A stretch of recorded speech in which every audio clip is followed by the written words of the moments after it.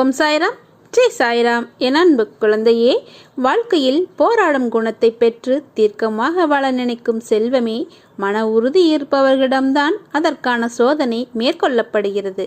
உன் மனம் என்பது நான் வசிக்கும் கோட்டை. அந்த கோட்டையில் என் அனுமதி இல்லாமல் ஒரு தூசி கூட நுழையாது. என்னை காண வந்த என் பிள்ளையான உனக்கு நிறைய விஷயங்களை புரிய வைத்தேன். என் ஆரத்தியையும் கண்டாய். அங்கு உன் முன்னர் சிரித்து கொண்டு இருந்தேன். எதற்கு தெரியுமா? நீ வளரவே இல்லை. உன் மனதளவில் சிறு பிள்ளையாகவே இருக்கிறாய். உனக்கு பக்குவத்தை புகட்ட எனது சீற்றத்தையும் காண்பிக்க வேண்டியதாய் உள்ளதே. உன் மனதில் என்னை காண வருவதற்கு முன் பல எண்ணங்கள் குதர்க்கமாக எழும். அது ஏன் என்ற கேள்விக்கு விடை கூறுகிறேன், கேள். என்னை தரிசிக்க வரும் என் பிள்ளையின் மனம் அமைதியாக நிலைப்படும் நிலையில் இருக்க வேண்டும். எந்த விதமான சஞ்சலமும் இல்லாமல் மனம் இருக்க வேண்டும். அதற்குத்தான் என்னை பார்ப்பதற்கு முன் உன் மனதில் எழுந்த எண்ணங்களே அவை. நீ துன்பங்களால் வலு இழந்து மனதளவில் பாதிக்கப்பட்டிருக்கிறாய். இந்த நேரத்தில் தேவையில்லாத எண்ணங்கள் உன்னிடமும் உன் மனதிற்குள்ளும் உள்ளே வர எல்லா முயற்சியையும் செய்யும். வாழ்க்கையில் மேடுகள் இல்லாத இடம் கிடையாது. அதுதான் உன்னை யார் என்று உனக்கும் உன்னையும் அறிமுகப்படுத்தும். எல்லா மரங்களும் சிறியதாக இருப்பதும் இல்லை, பெரிதாக இருப்பதும் இல்லை. சிறியதாய் இருக்கும் மரங்களை பெரிய மரங்களை பார்த்து பிரமிக்குமாம். ஒரு நாள் நான் இப்படி வளர வேண்டும் என்று அதுவும் வளருமாம், பெரிதாக. அதை போலவே சிறிதாய் இருக்கும் மரங்கள் அதே எண்ணத்துடன் தான் இருக்கும். நம்மால் முடிந்த அளவுக்கு அதன் வளர்ச்சிக்கு ஒரு துணையாய் அதற்கு நிழல் கொடுப்போம் என்று நினைத்து அவ்வாறு செய்யும். அதை போலவே அந்த மரம் வளர்ந்து மற்ற மரங்களுக்கு தான் பெற்ற உதவியை செய்யும். அவ்வாறு ஒன்றுக்கு ஒன்று உதவி செய்து நாளடைவில் அது ஒரு பசுமையான மரங்களும் பூக்களும் நிறைந்த நந்தவனமாக மாறும். முதலில் வளர்ந்து நின்ற அந்த மரத்திற்கு நாம் வளர வேண்டும் என்ற ஏக்கம் இருந்தது. அதை போலதானே மற்ற மரங்களுக்கும் தோன்றியிருக்கும் என்று நினைத்ததால் தான் நந்தவனம் தோன்றியது. முதல் மரம் நாம் வளர்ந்து விட்டோம், இது போதாது, வானளவாக வளர்ந்து நிற்க வேண்டும் என்று நினைத்திருந்தால் நந்தவனம் தோன்றியிருக்காது. அது தரத்தை பார்க்கவில்லை. தனக்கு கிடைத்த போதுமான வளர்ச்சியில் மனநிறைவு பெற்று தான் இருந்த அந்த பழைய நிலையையும் நினைத்ததால் தான் அவற்றால் இப்படி யோசிக்க முடிந்தது. அவற்றை போலவே மனிதனும் எண்ணினால் எல்லோரும் வாழும் வாழ்க்கை நந்தவனமாக மாறும். நீ நன்றாக வாழ்வாய். உனக்கு வாழ்க்கைக்கு தேவையான எல்லா நிகழ்வுகளுக்கான மாறுதல்களையும் நான் கொண்டு வருவேன். எதற்கும் பயப்படாதே, திகைப்படையாதே. நான் உனக்காக இருக்கிறேன். என் பரிபூரண அருள் என்றும் உனக்கு உண்டு. உனக்கான சாம்ராஜ்யத்தை உருவாக்குவேன். அனைத்தும் உன் வாழ்வில் மிக விரைவில் கிடைக்கப் போகிறது. நீ வானத்தில் மின்னும் நட்சத்திரமாய் ஜொலிக்கப் போகிறாய். உன் சிரிப்பில் என் சந்தோஷம் இருக்கிறது. உனக்கான வானமாய் நான் உன்னிடத்திலும் உன் வாழ்க்கையிலும் நான் எங்கும் உன்னை சூழ்ந்து இருப்பேன். என்னை தேடி நீ அலைந்து கொண்டிருக்கிறாய். எங்கெங்கோ அலைகிறாய். எப்போது என்னை காண்பதற்கு உன் மனம் என்னை தேடுகிறதோ அப்போதே செய்த தவறை நினைத்து நினைத்து நீ நித்தமும் வருந்திருப்பாய். நினைத்து பார்க்க முடியாதபடி பல அற்புதங்களை மீண்டும் பல தடவை உனக்காக நான் நிகழ்த்துவேன். என்னை தேடி தேடி ஓய்ந்து போன நீ நான் உனக்குள் இருப்பதை மறந்து போய் தேடிக்கொண்டிருக்கிறாய். சித்திரமாக இருந்தாலும் சிலை வடிவில் இருந்தாலும் எனது ரூபத்திற்கு உயிர் கொடுத்து நீ வாசம் செய்யும் இடத்தில் இருந்து கொண்டு உன்னை வழி நடத்தி கொண்டிருக்கிறேன். இது தெரியாமல் நீ என்னை தேடி அலைந்து கொண்டிருக்கிறாய். நான் உனது கண் முன்னே அமர்ந்து கொண்டிருக்கிறேன். நீ வாசம் செய்யும் இடத்தில் எதுவும் உன்னை நெருங்காமல் துன்புறுத்தாமல் இருக்க காவலாக இருக்கிறேன். நீ மறந்து விட்டாய். உன்னை தேடி நான் வந்து அமர்ந்து கொண்டிருக்கிறேன். நான் உன்னிடத்தில் இருக்கும்போது எதை பற்றியும் கவலைப்படாமல் உண்மையான விசுவாசத்தை என்னிடத்தில் செலுத்து. உனது பழக்க வழக்கங்களை மாற்றிக்கொள். என்னிடத்தில் ஐக்கியமாகிவிடு. உனது கர்ம பலன்களில் இருந்தும் நீ செய்த பாவங்களில் இருந்தும் உன்னை முழுமையாக விடுவித்து விட்டேன். உனக்கு வேண்டியதை தகுந்த நேரத்தில் உனக்கு வழங்குவேன். நீ எதிர்பாராமல் இருக்கும் தருணத்தில் உன்னை தேடி வரச் செய்வேன். உன்னையும் உன்னை சார்ந்தவர்களையும் உனது வம்சாவளி சேர்ந்தவர்களையும் பாதுகாத்து வழிநடத்தி அழைத்துச் செல்வது என்னுடைய கடமை. நம்பிக்கையோடு இரு. உன்னை நிச்சயம் உயர்த்துவேன். பொறுமையாக இரு. அப்பா நான் இருக்கிறேன் நிழலாக என்றும் உனக்காக. நீங்கள் எனக்கு முன்பாக உண்மையான பக்தியுடன் உங்களுடைய இரு கைகளையும் நீட்டி என்னை அழைத்தால் நான் உடனேயே உங்களுடன் வந்து விடுவேன். இரவு பகல் பாராமல் நான் எப்பொழுதும் உங்களுடன் இருப்பேன். 7 கடல் தாண்டி நான் வசித்து வந்தாலும் நீ என்ன செய்கின்றாய் என்பதை நான் நன்கு அறிவேன். இந்த பரந்த உலகில் நீ எங்கு சென்றாலும் நான் உன்னுடைய இருக்கின்றேன் என்பதை நீ மறவாதே. எப்பொழுதும் உனக்கும் உன் குடும்பத்திற்கும் உன்னுடைய வம்சாவளிக்கும் நானே பொறுப்பு. பெரும்பாலான தோல்விகளுக்கு முக்கிய காரணம் உனது தயக்கம்தான். இந்த தயக்கம் உனக்கு வர வேண்டியதை தவிர்த்து விடுகிறது. கிடைக்க வேண்டியவற்றை கிடைக்காமல் போகச் செய்கிறது. கொடுத்ததை திரும்ப பெற முடியாமல் செய்து விடுகிறது. எதற்கும் தயங்காதே. வாய்விட்டு கேட்டுப்பார். உன் மீது நம்பிக்கை இருந்தால் நீ கேட்பாய். தன்னம்பிக்கையோடு நீ கேட்பதாக பிறர் உணர்ந்தால் உனக்கு வாய்ப்பு கிடைக்கும். பலருக்கு ஆர்வம் இருக்கும், அதே அளவு தயக்கமும் இருக்கும். இதனால் ஆர்வம் இருந்தும் திறமை இருந்தும் தோற்றப்போவார்கள். இதுவரை நீ கூட எல்லாவற்றிலும் தயக்கம் காட்டித்தான் இப்படி தோற்று கொண்டு வந்திருக்கிறாய். நீ வேலை செய்த இடத்தில் உன் சம்பளத்தை கேட்க தயக்கம், உன் தேவைகளுக்காக பேசுவதில் தயக்கம், கொடுத்த கடனை திருப்பி கேட்பதில் தயக்கம். இப்படி எல்லாவற்றிலும் தயக்கம் இருந்தால் எப்படி நீ ஜெயிப்பாய்? எனவே தயக்கத்தை விட்டுவிடு. துடிப்போடு இரு. தைரியமாக கேள். தயக்கம் காட்டினால் உன்னை ஏமாற்றி விடுவார்கள்.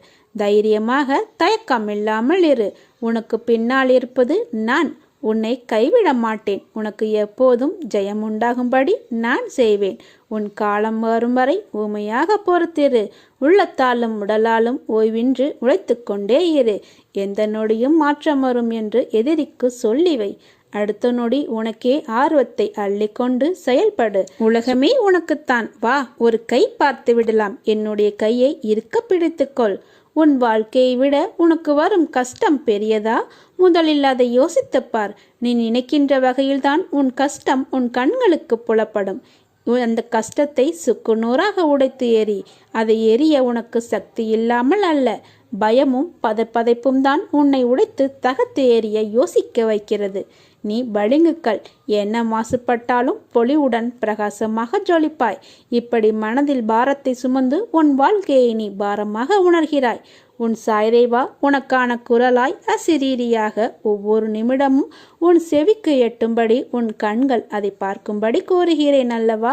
அதை புரிந்து கொண்டு மனதால் உணர்ந்து அறிவால் செயலாற்று. நீ எல்லோரையும் முக்கியம் என நினைக்கிறாய், அதை போல அவர்களும் நினைக்க வேண்டும் அல்லவா? அப்படி உன்னை அலட்சியப்படுத்தியவர்கள் நிச்சயம் நீயும் உன் சொந்தம் முக்கியம் என்று வருவார்கள். உன் அருமை அறிந்து உன்னுடன் வருவார்கள். உன்னுடைய அன்பை உதறி தள்ளியவர்களின் முன்பு அதை பற்றி கவலைப்படாமல் இரு. ஒருவர் கஷ்டத்தில் இருக்கும்போது கடவுளின் அனுகிரகம் கிடைப்பது பெரியது. அவர்கள் புண்ணியசாலிகள். அப்படிப்பட்ட புண்ணியசாலிதான் நீ. ஏனென்றால் கடவுளின் முழு அனுகிரகமும் பார்வையும் உன் கஷ்டமான நேரத்தில் உனக்கு கிடைக்கும்.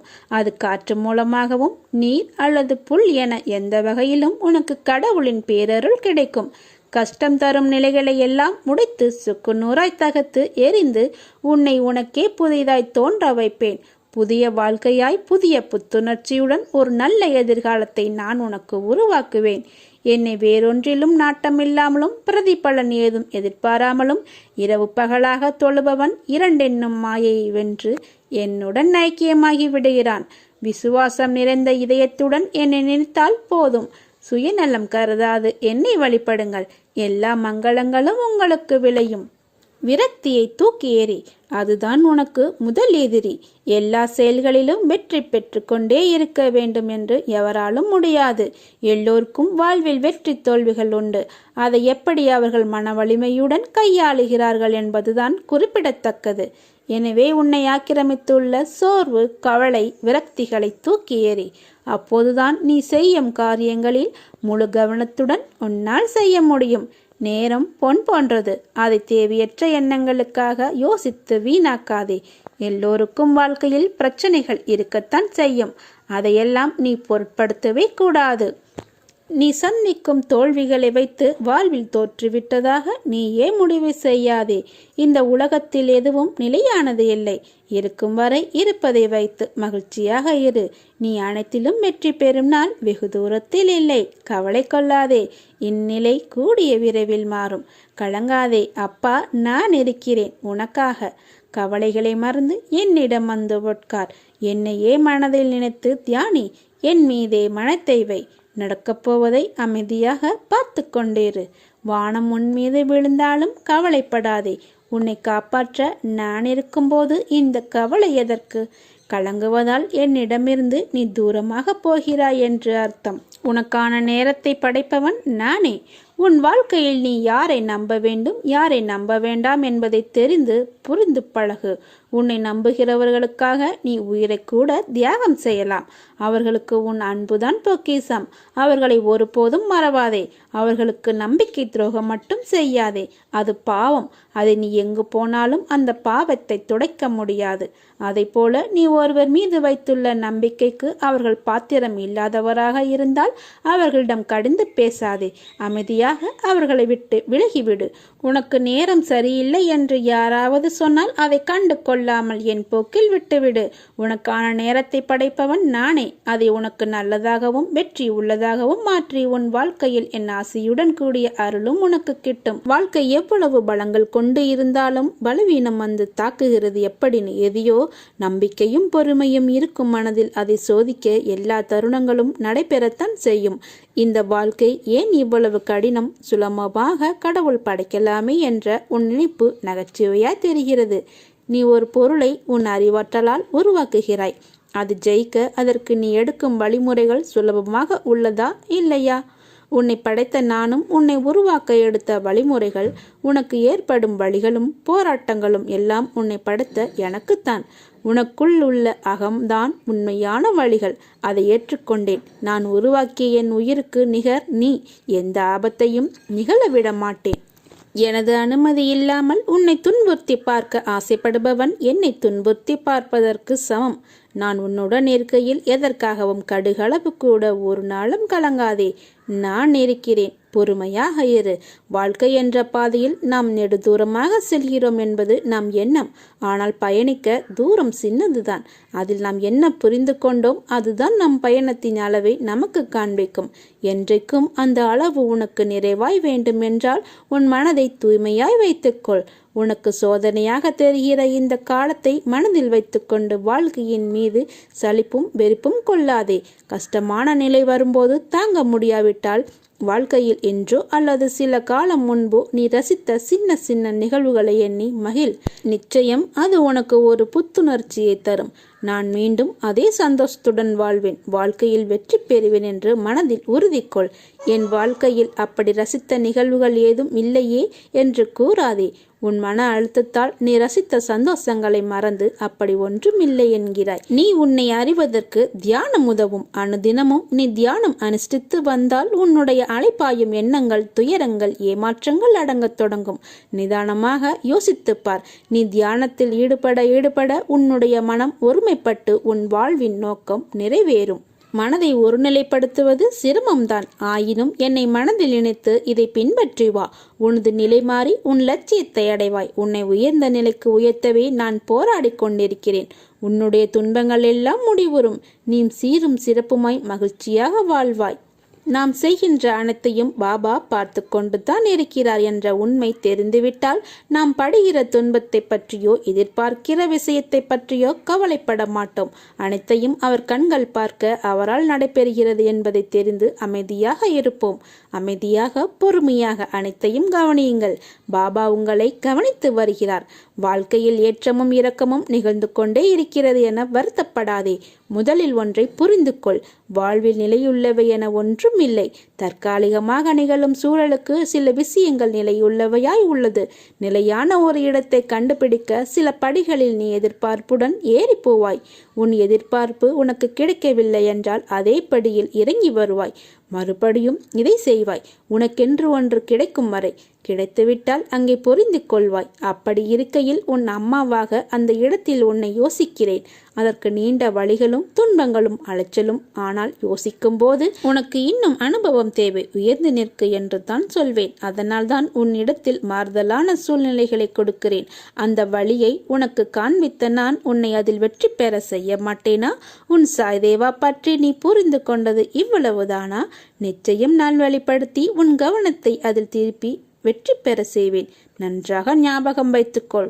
ஒன்று உன்னிடத்தில் நடக்கவில்லை என்றால் அதைவிட உயர்ந்த மேலான விஷயங்கள் நடக்கப் போகிறது என்று அர்த்தம். அதனால் நீ எதற்கும் பயப்படாதே, கலங்காதே.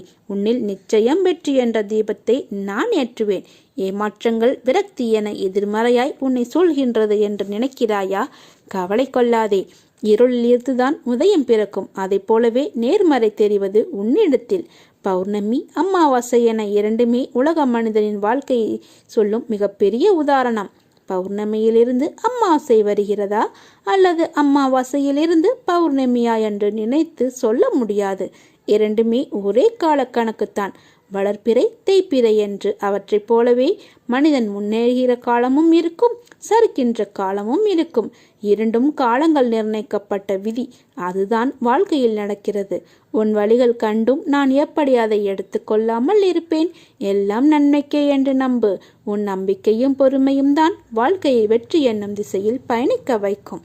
என் குழந்தைக்கு என்ன தேவை என்பதை நான் பார்த்து அள்ளி கொடுத்து வாழ வைப்பேன். சாயப்பா, எனக்கு பிறர் உலக பொருட்கள் மீது எனக்கு கவனம் வேண்டாம். நான் உங்களை எண்ணி வாழ வேண்டும் என்று நினைக்கும் என் பிள்ளையை என் உயிராய் நான் தாங்குவேன்.